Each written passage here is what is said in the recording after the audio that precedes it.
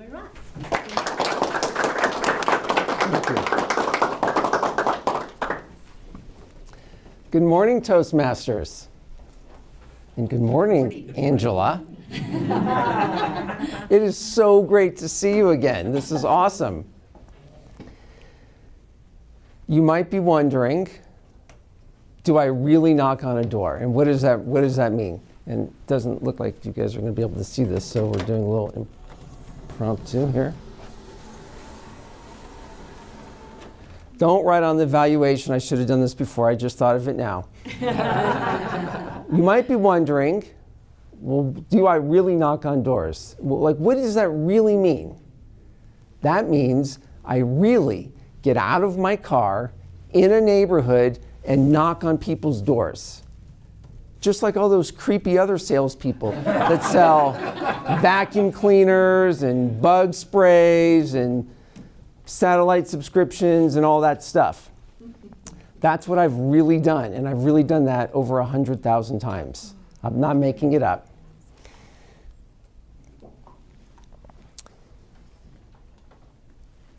I've been doing this for 14 years. And 100,000 doors, I figured out I've walked a long way.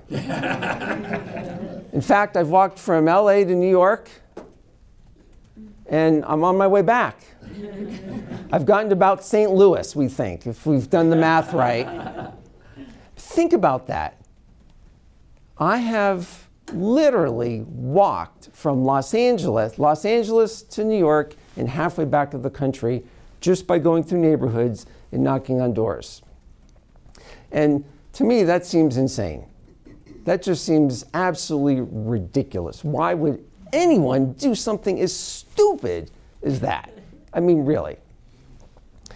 And the answer is, I still don't know. But think about this. You're a homeowner, and you look outside and you see this creepy guy getting out of his car. Then you're thinking,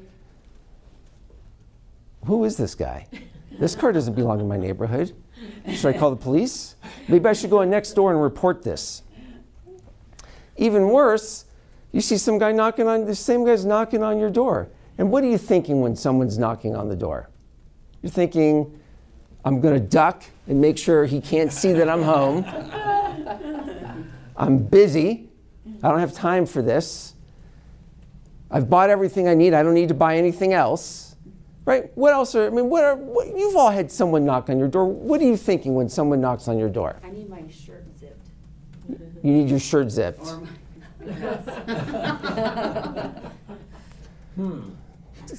I don't even know where to go with that. Because that's what everybody's thinking when someone knocks on your door.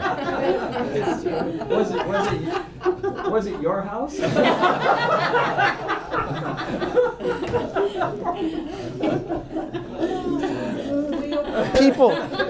People often ask me what's the craziest thing I've seen at the door, and I've seen lots. I've had beehives attack me. It's crazy. I did one of the weirdest things, since Angela brought it up, we'll just take a moment to share this little vignette. I was coming down a cul-de-sac, so if the houses are along here, you're coming along, and I got to about right here, and the guy at this house, I knocked on the door, and the guy opened the door, and he's in a towel. And what do you say to a naked guy in a towel? Hello? Never mind? Hands up. That too. He just shut the door. But seriously, right? I mean, it's the insanity of what's happening at the door and what people are thinking and what we're dealing with. And yet, miracles happen at the door. Miracles have happened in my life at the door. These are just a handful of the pictures I've taken with people at the door. Now, think about this for a second. That same creepy guy shows up at your door and he says, "Hey, let's take a selfie."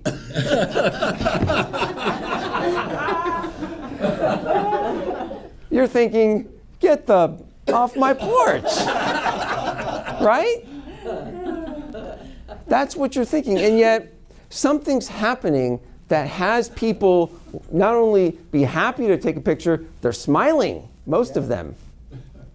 Including that guy over there. I meant to blow his picture up. I actually knocked on Bruce's door. That's a whole other story. That was... The towel? Shh. That was our secret. So something's happening at the door, right, that has me go out and make this uncomfortable action stick. And this is what I'm talking about when doors open when you knock. You got to knock. If you want something on the other side, it's going to take something.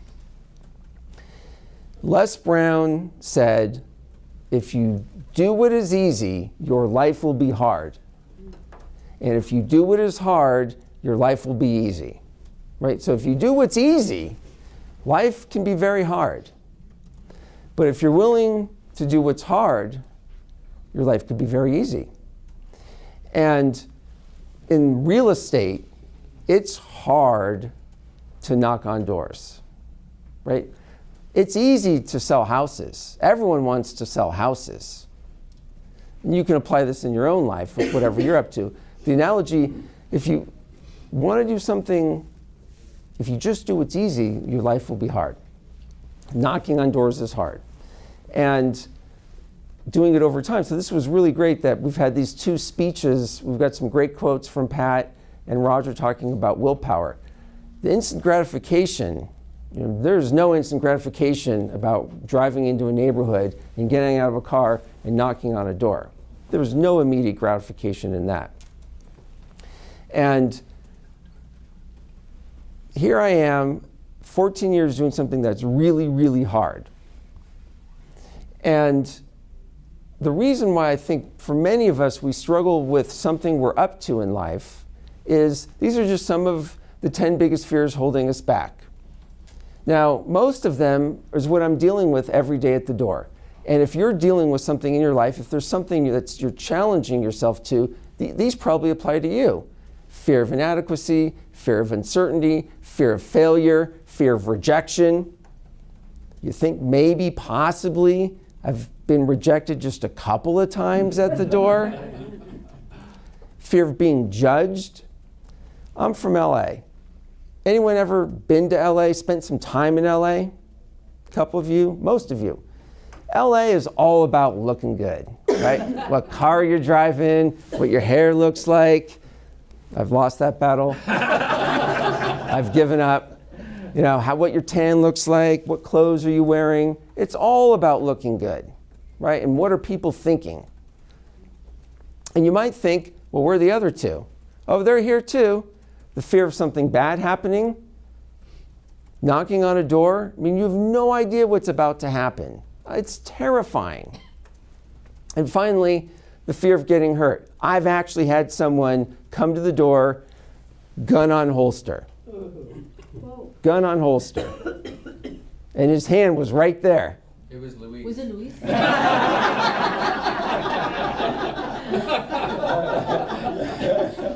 This is a tough crowd. Woo. You said we were the best club in town? Is that what you said? In the world. In the world.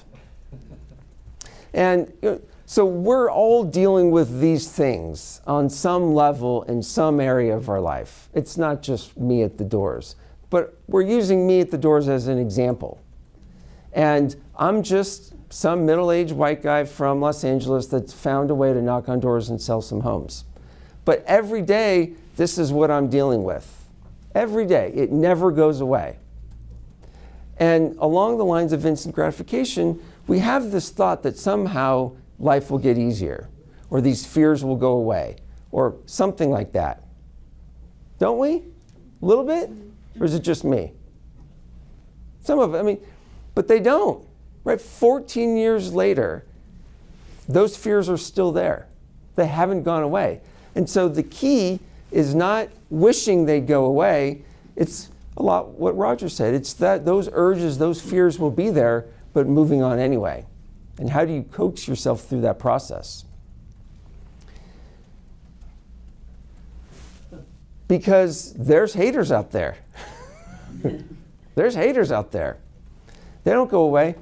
When I was about to hit my 100,000th door, I was like at 99,920.